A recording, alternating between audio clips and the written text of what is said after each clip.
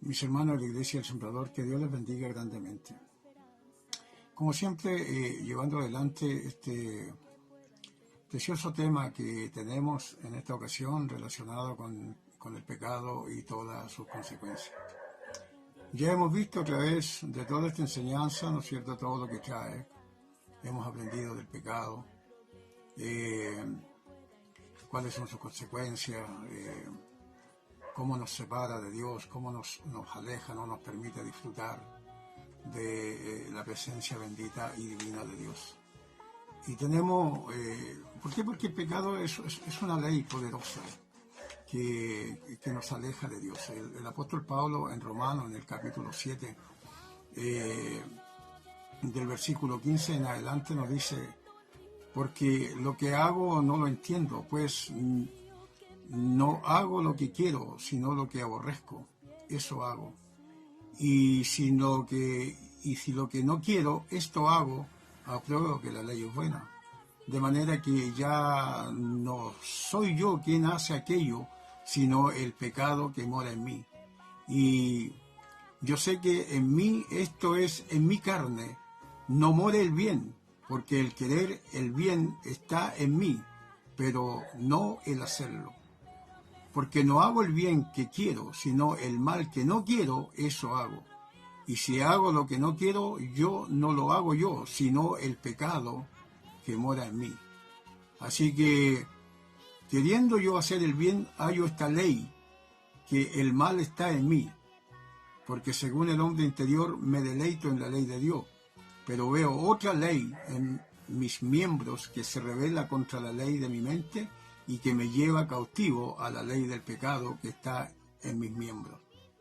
Y él ahora hace una exclamación al darse cuenta, ¿no es cierto?, de todo lo que genera, de todo lo que produce el pecado en todo ser humano, por esta naturaleza por la que el hombre ha nacido. Y ahora él hace una exclamación y dice: miserable de mí, ¿quién me librará de este cuerpo de muerte? Pero junto con esa exclamación ahora viene un grito de victoria. Y dice: gracias doy a Dios por Jesucristo, nuestro Señor. Bendito sea el nombre de Jesús. Claro, porque ahí está la solución del pecado, ahí está, en su poder está la liberación del pecado del ser humano, de esta ley, que no podemos apartarnos de ella porque está en nuestra carne, está por naturaleza pegada ahí. Pero sin embargo tenemos la solución, que Dios nos ha enviado a Cristo, nos ha dado esta dávila maravillosa, ¿no es cierto?, que fue enviado, que se hizo hombre, con ese fin, con ese propósito, de poder liberarnos de esta esclavitud, de esta ley, de esta fuerza que nos envuelve, que nos amarra, que nos ata, que nos separa, que nos aparta de Dios. Por lo tanto, ¿tenemos solución y tenemos victoria? Sí, tenemos victoria. Dios nos ha dado a su Hijo, ¿no es cierto? Y Él se hizo hombre. Eso es lo importante de esto, que Él se hizo hombre, ¿no es cierto? Y vino con propósitos para encarnarse y poder traernos a nosotros. Primero, revelarnos a Dios. Primero fue revelada su palabra, ¿no es cierto?, a través de los profetas y aquellos grandes hombres siervos de Dios. Pero ahora Dios se revela, esta palabra se hace verbo, se hace carne, para revelarnos a Dios, su propósito, su salvación. Jesucristo, el Hijo de Dios, que se hace hombre. ¿Para qué? Para, hermano querido, para revelarnos el Evangelio, para mostrarnos el camino, para mostrarnos la verdad, para darnos la vida. Y lo más importante de todo esto, que Él tomó nuestra naturaleza humana con el objeto de glorificarla. Mire qué maravilloso es esto, hermano querido. Él tomó nuestra naturaleza, se hizo hombre para glorificar nuestra naturaleza y para adaptarla, para darle forma para un destino celestial.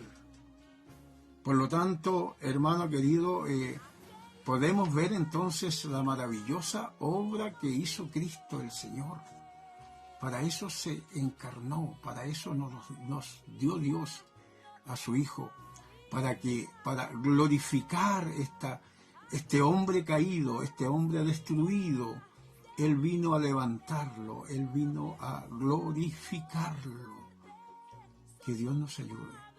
Él se convirtió, ¿no es cierto?, en esta semejanza, siendo divino, siendo Dios. Él toma esta naturaleza humana con un propósito.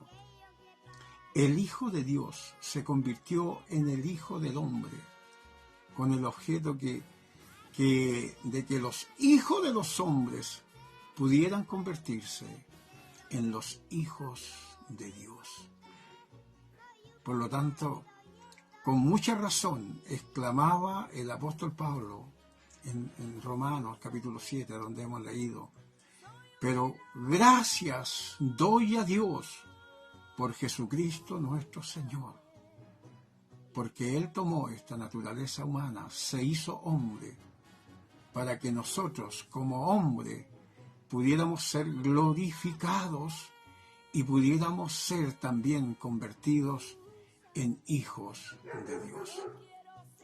Que Dios nos ayude, hermano querido, y debemos de dar gracias a Dios siempre, porque Él trajo para nosotros esta salvación. Él vino a dar su vida para darnos a nosotros este rescate tan maravilloso. Que Dios bendiga su palabra y que pueda usted reflexionar y agradecer a Dios profundamente. Y aquel que aún está en el pecado, aún tiene esperanza en Cristo, el Hijo de Dios, quien se encarnó para darnos esta libertad y esta salvación. Que Dios les bendiga.